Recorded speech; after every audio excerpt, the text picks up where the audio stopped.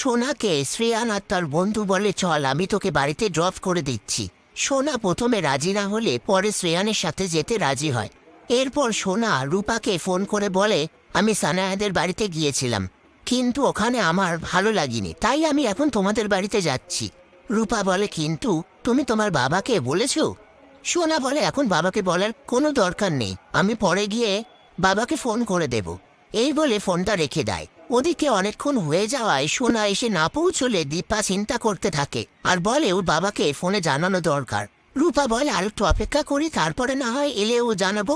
অনেকদিন পরে আমরা তিনজনে খুব ভালো সময় কাটাবো।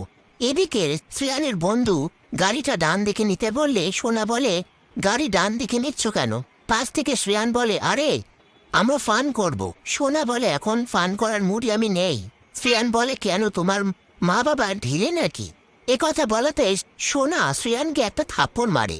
তারপর শ্রেয়ান সোনার হাত ধরে টানাটানি করতে থাকলে সোনা গাড়ির দরজা খুলে নিচে পড়ে যায় আর শ্রেয়ানের বন্ধু সোনার ফোনটা নিচে ফেলে দেয়। ওদিকে দীপা সূর্যকে বলে, সোনার এখানে আসার কথা ছিল, কিন্তু ও এখনো এসে পৌঁছয়নি।